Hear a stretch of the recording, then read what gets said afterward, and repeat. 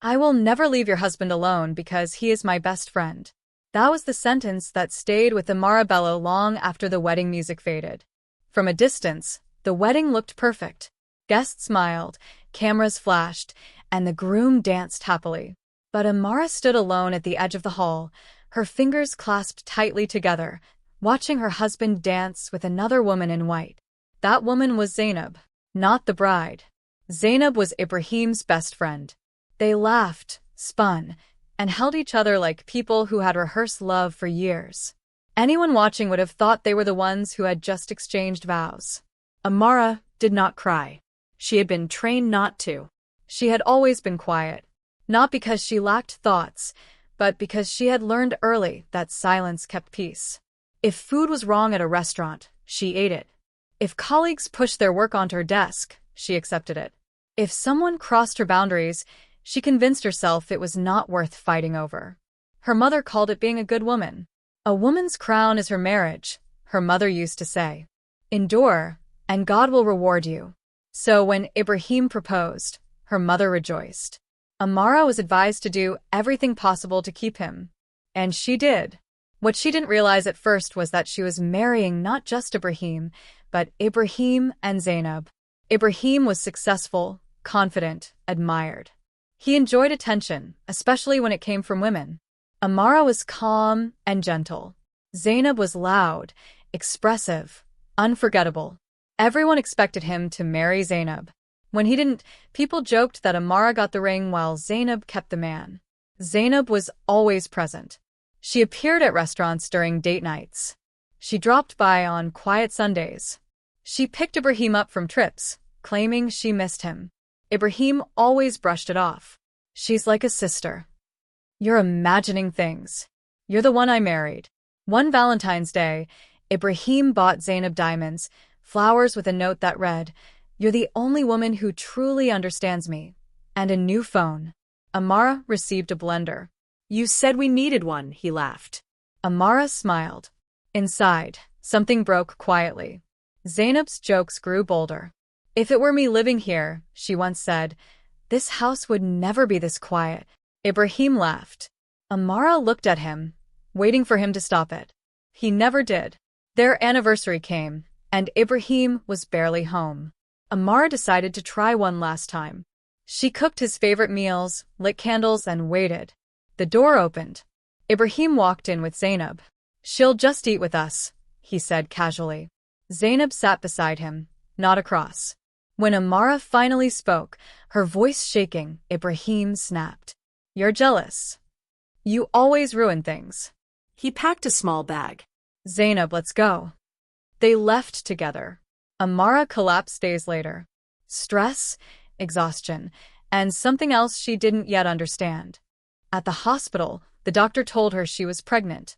3 weeks. She called Ibrahim endlessly. No answer. Unknown to her, Zainab had blocked her number while lying beside him in a hotel room, smiling as his phone stopped vibrating. Desperate, Amara reached out to Zainab, who suggested they meet at a quiet lake reserve where Ibrahim supposedly was. It was a lie. On the water, Zainab told her the truth. He chose you because you're easy to control, she said. But he loves me. When Amara pushed back, the canoe tipped. They fell into the water. When Ibrahim arrived, he swam straight past Amara and saved Zainab first. Amara lost the baby. In the hospital, she finally spoke without fear. This marriage has been a humiliation, she said calmly. I am done. They divorced. Here is the twist no one expected. Months later, evidence surfaced. Zainab had planned everything. Messages, recordings, witnesses. She had intended for Amara to disappear that night. Zainab was arrested.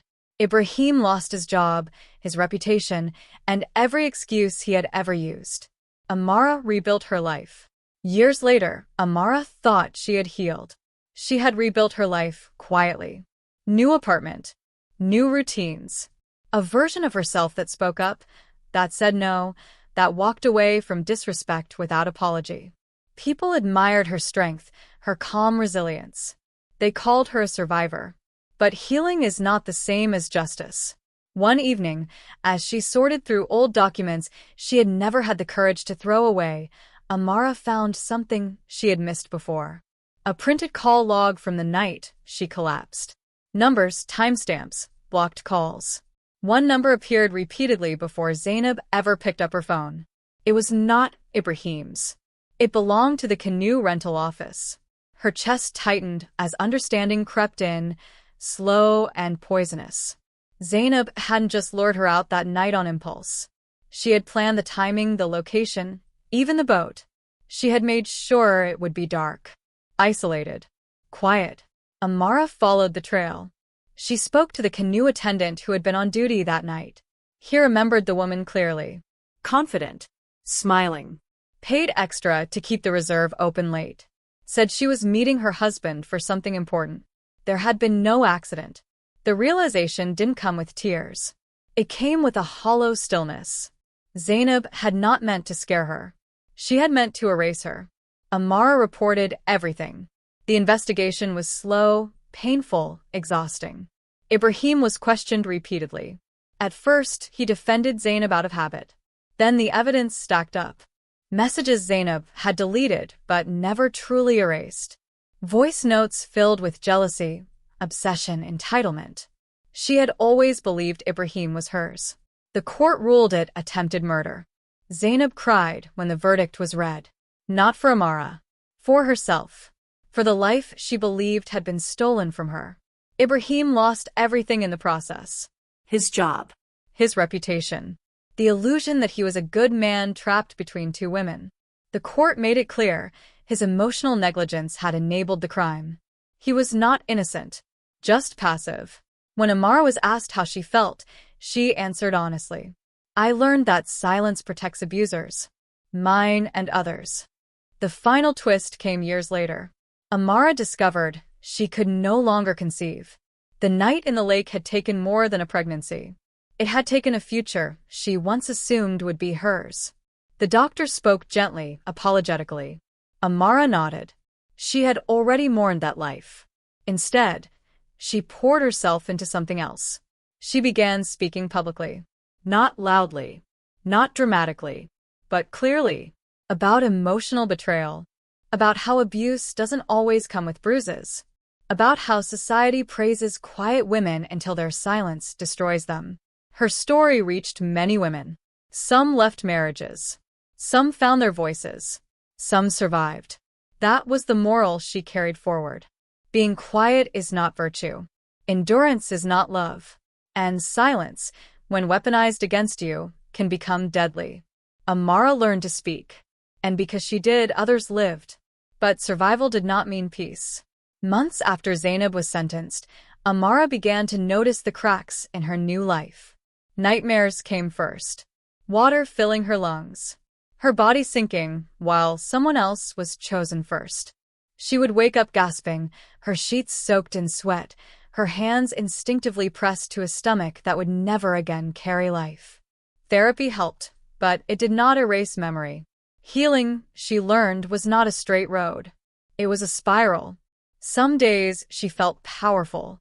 Other days she felt like she was still drowning. One afternoon, she received a letter. It was from Ibrahim. He wrote from a place that felt smaller than any prison. He said he thought about the lake every day. He said he replayed the moment over and over, the split second where he chose Zainab without thinking. He said he had not meant to choose wrong. Amara read the letter twice. Then she folded it carefully and burned it. She understood something then that she wished she had known earlier. Intent does not undo harm. Love that hesitates is not love at all. Another twist followed quietly, without drama. Zainab attempted to take her own life in prison. She survived. When the news reached Amara, people watched her closely, waiting for tears, for guilt, for forgiveness. She gave none of it.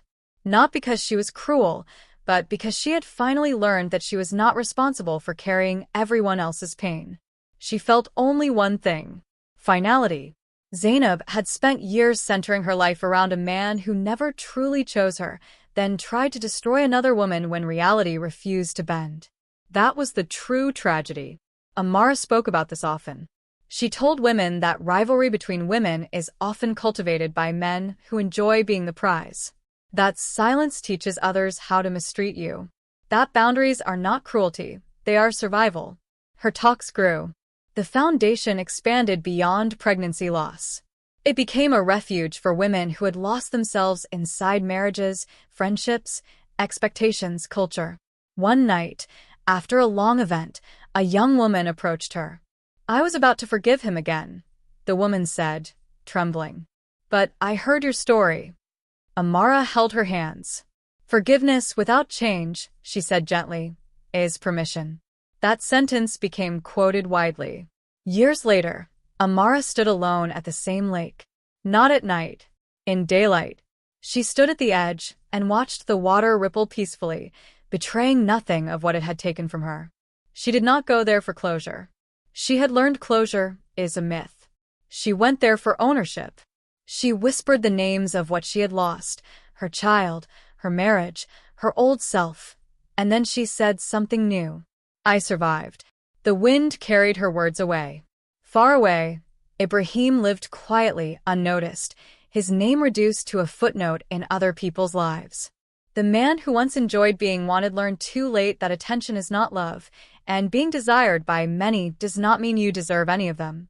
Amara never remarried. Not because she feared love, but because she no longer needed marriage to feel complete. She loved deeply, friends, causes, life itself, but she never again confused endurance with devotion. The final moral of her story spread quietly, the way truth often does. If you are silent to keep peace, ask yourself whose peace you are protecting. If you are enduring pain to prove loyalty, ask who benefits from your suffering. If someone always chooses another over you, believe them. And above all, know this: silence can be learned, but so can courage. And courage, once learned, saves lives.